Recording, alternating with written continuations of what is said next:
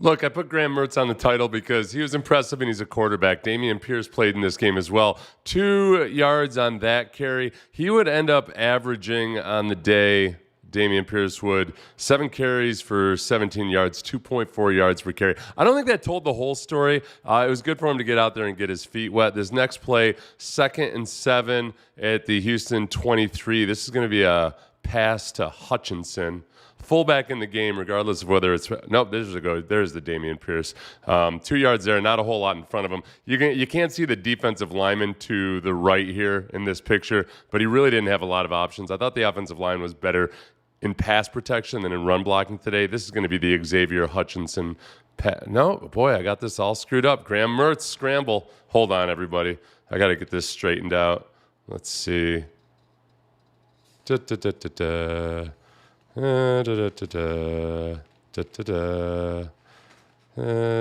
well. All right, here we go. As they pointed out on the broadcast, Graham Mertz, natural slider, having played some baseball. But even there, the pass protection wasn't bad. I mean, if I was going to pick nits here, he had more time. Could have found Irv Smith or somebody there. Fullback in the backfield yet again. Dameon Pierce, a little bit of hesitation there in the backfield, but the big thing here is the line of scrimmage moves consistently, even when the blocking wasn't perfect.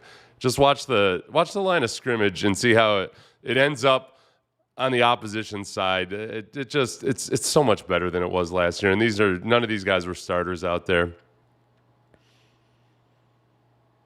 Here's a Dameon. There's the old Dameon. I mean, he's still got some knockback. Joe Mixon's probably not going to play in week 1. I don't think that Dameon Pierce is in danger of losing a spot on the team. It could get interesting when Joe Mixon comes back because Woody Marks and I was curious about his decision to jump here. He had a good jump in that just snatched back, slapped hand. Don't put your hand in the cookie jar there. Irv Smith, false start. Don't worry, it's just one false start. They certainly wouldn't have multiple false starts in a row in this game. A little bit high of a snap. That was a little bit of a running theme as the replacement to the replacement long snapper struggled today. Graham Mertz to Higgins. He's 14 of 16 on the day, Graham Mertz was. And there we go with Woody Marks. Single leg takedown there by the former University of Houston linebacker. Like, you see the pocket was nice, and Graham Mertz did a really good job with his ball placement all day. Like, play action, he's got time, steps up. Woody Marks. And then I think this is the touchdown run here. Did you see a little Braxton Berrios getting there in the mix? Yeah. Hey, we don't have the same affection for Braxton Berrios yet to wonder why he's down there inside the box on goal line or red zone. But he does what Tank Dell did back when he broke his leg. He gets after it. Damn it! Braxton Berrios only played, I think, this first drive. He's on the squad. Okay, snap there. There we go. Somebody asked if we should be concerned about the offensive penalties in the red zone. I would say no, just because so few of the guys involved with the penalties are going to be everyday players for the Texans. I mean, you've got a rookie quarterback out here with a whole lot of either rookies or, Cornell Powell there ends up being the leading receiver on the day. He's been on the team for about 3 minutes, and then they showed a replay of is that Deculus there at left tackle getting a good shot? Good job, Deculus. Okay, let me see if I can get this straightened back out. Where are they? They're at the no, that's not it. I just hate to not give you guys an adequate play. Here we go. Okay, 1st and 10. Nope, this isn't going to be it either. What the hell? That's like I printed out the wrong game. All right, here we go, Woody Marks around the end. Let me see, because, one thing about the Texans is a lot of their better run blocking has been between the tackles. Today they tried to stretch it out a bit, but he bounces this. No, that's designed. A whole bunch of commotion there at the bottom. 2nd and 7. What the hell is going on with this? Let's try this. Let's see if this is it. All right. There we go. Woody Marks. Woody Marks is a receiver today. You know what I read? So Woody Marks is a rusher, was 6 for 19, 3.2 yards per attempt. Again, just kind of like with Dameon Pierce, I felt more optimistic about that. You let a whole game play out and see things start to take effect in the second half, then it's a different deal. As a receiver, Woody Marks would have 3 catches for 20 yards, and we're seeing more and more of that both in practice and in these preseason games, them using as a receiver. Bootleg, quick decision, pull the trigger, Jakob Johnson. It's not annoying that they call him Jakob because he's from Germany, okay? If you were wondering about that, he's not trying to be fancy. It's Jakob because he's from Germany. But look at him selling the play action. I think that's Zach Cunningham, who just is a little bit late to get out on Jakob. Yeah, credit to Cunningham for actually going to the ground on that tackle. He hated going to the ground on tackles. It used to drive me insane. See, again, so like Woody Marks, it's not a high yardage output, but he gets the first down. One of the more encouraging stats from the day was the first down. Boy, that's good vision there. Man, pops it out, gets the first down. First downs for the team. The Texans had 13 rushing first downs, 13 passing first downs for a total of 2 from penalties. Good job. So 28 total first downs. The Lions had 9 total first downs. The Lions in their first preseason without Ben Johnson have not been an offensive juggernaut. I'm sure they're not freaking out about that or anything, but for whatever it's worth, play. Watch Woody on this. Watch Woody on this play action. Watch him sell this play action. Just watch this. I thought it was and then lowers his shoulder in for the pass protection. Blocks 2. Blocks a linebacker and an defensive lineman. Beautiful. God bless you, Woody Marks. It's all that's good and holy. And then to Cornell Powell, who is inaccurately identified as Tremont Smith because they share the same jersey number right now on that one return. Cornell Powell, very, very productive today. All right, now we're going to get back on track, everybody. So that was the Powell. This is going to be Graham Mertz. Oh, this is the deep shot. And it's kind of been a theme with some of the errant passes this year with CJ or Davis, is that just a little bit of a miscommunication or not being on the same page. I'm like, this is going to happen in the preseason, especially with rookie wide receivers. This one's to Jackson. But scanned the field. I don't know. Was he actually scanning the field, or was that just a faux look off? I don't care. I like to look at it as evidence of high functioning. Oh boy. All right. Okay, I want you to watch the replay here because this is one guy. This is poor Cornell Powell, who's had a good day except for being misidentified as Tremont Smith, but also up at the top there. Okay, do you see number 50, the defensive player of the left end, and Cornell Powell is he's going to try to block him, but 50 read it, and 50 just baptizes him. So you can't blame the offensive line there. In an ideal world, the damn guy wouldn't be a high football IQ player, but he anticipates it. When you're a defensive end in that spot where number 50 is, boom, he saw it coming right away. That's good smarts by him. Really, really good smarts by him, and he just destroys it. Close to a horse collar there. This next one, so that was Woody Marks for -1. Might have been the first negative run play that I can remember, at least in the first half of these games. Okay, this is going to be Graham Mertz deep to Winfrey. Spelled differently than Oprah, right? Yeah, it just sits right down in the hole. I mean, just nothing magical there other than that you're playing against a defense that's just a little too loose up the middle. Like that slut you dated in high school. I hated her. You should have dumped her on the spot like I told you. All right, this 1st and 10. Big run of the day here. Agumbawale. Bam. Good job. He's making the squad. I'd be really surprised if Agumbawale doesn't make the squad. Graham Mertz. This one... high percentage fade. No. On the way back to the huddle, he was tapping his chest as if he maybe should have been looking outside more quickly. Let's see if that was... Yeah. And again, just a miscommunication with somebody that's, working with a rookie quarterback. Also might have ended up because the Texans drew offensive pass interference later in the game that was bogus. I wonder if this set the stage for it at all. I can't even remember if it was Cephas or not. No, that's it. He had his arm stiff the whole time. They wouldn't call that as a push-off. So 2nd and goal. This one is going to go to Cephas again. Blitz, gets the ball off, and Cephas comes down with it.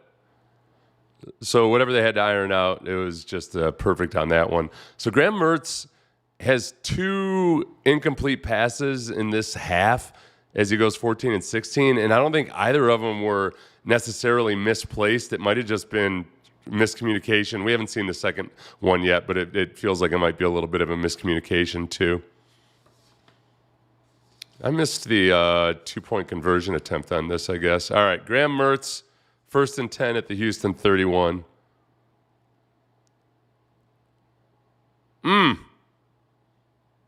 That was to Cornell too. Cornell Powell.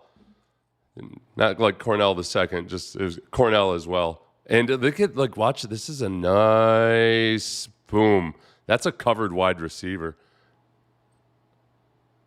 I didn't see this one in real time, so I'm appreciating it for the first time. Boy, that was really nice. Boy, I would not have guessed you were going to get this performance out of Graham Mertz after his 3 interceptions in that first preseason game, which I know, you can make arguments, whether they were his fault or not. It wasn't a good look, okay? This isn't what I expected to see out of Graham Mertz today. I'm not creating some kind of controversy or anything. I've lost the plot again. Woody. Hold on. I got to get this. I got to get back on plot. How much time is left here? All right, Eli Cox in there. You got Thomas, Ladarius Henderson, Woody Marks. Oh, that's a good. I should have used that for the thumbnail. 57 seconds left. All right, this is. Oh boy. All right, this is when the penalty quagmire began. You get this blown dead for false start on the center. Let me go. I don't think they replayed this. Let me see this. Let me see this nonsense with a false start with the center.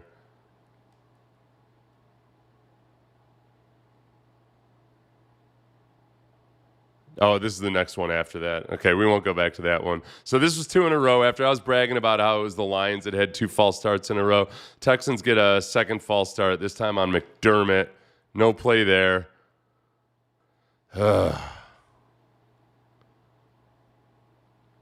And here we go. 45 seconds left. We're going to get Woody Marks for not an incredible gain here. Draw, as they pointed out on the broadcast. A good job by the backer there. Boy, that was, you know what? That's a good job by Czechoslovakia there. Watch him. That's good. So that is actually blocked up all right. Now this is the one that ended up. Correct me if I'm wrong here, guys. I was trying to multitask during this. They called the penalty on the Texans, and did they call it for illegal blocking downfield by the receiver who, if I recall properly, I'm going to have to duck out. Okay, they're showing this again. Hold on a second. Oh, this was the defensive. Oh, boy. So that was.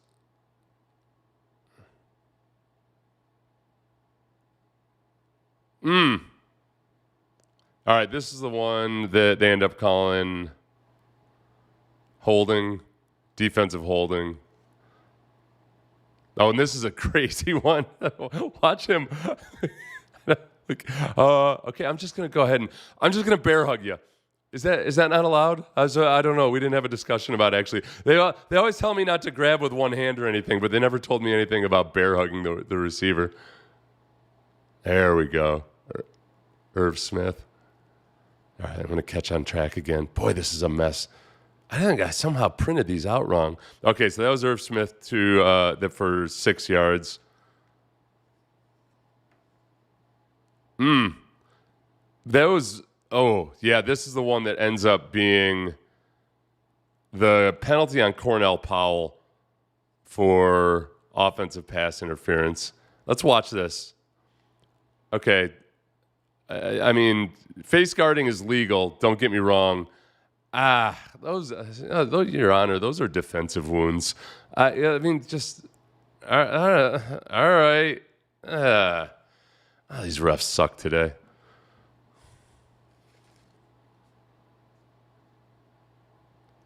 And then you end it with a sack. All in all, a good day. I think the offensive line was better in pass protection than they were in, if we watch this again, as I ironically say, I think they were better in pass protection than they were in run blocking. For guys that likely aren't going to see a lot of time on the field, I don't want to get overly worried about this, but this is that old thing that was their bugaboo last year, which is games by the defensive linemen. If you watch the right defensive tackle come upfield, the right defensive end comes around underneath them. Meanwhile, your right tackle's getting beat just flat out. So they didn't handle the game horrendously. They at least had guys accounted for until the very end there. So it was multiple breakdowns there, but it's at the end of the half after a pretty good day in pass protection. Graham Mertz had a really good day, but he had the benefit of good pass protection and a lot of the things that you like to see. So good stuff. I'll give everything a more measured look after we get the all-22. Let's see what everybody's saying. Let me play this. I'll just play this through. I don't want to try to get my green screen off of here. I think Pierce will make the squad. I think he'll be better in this in the scheme. I think so too. I do agree. Yeah, the pocket's been looking pretty clean. All last year, I was calling our offensive line cats. I'm happy to say they might not be deserving of. I know what you're saying there. I know the lingo. I know the euphemism you're using cat for. Dirty words. Refs messed up. Oh, yeah. So the Texans had to use a timeout after the refs had messed up on that illegal contact downfield or whatever it was. Yeah, I'm not going to worry too much about it. I refuse to learn what actually happened in this last and meaningless preseason game. Does Mixon start the year on IR? Who's the running backs that we keep? Chubb, Pierce, Woody, Dare, Jakob Johnson. Yeah, and then depending on the bubble guys, I would say right now are Jakob Johnson, Jawar Jordan, British Brooks, Damian Pierce. I might be missing somebody there, but I think those are the guys that you could make an argument that it might happen. One of those guys might get released.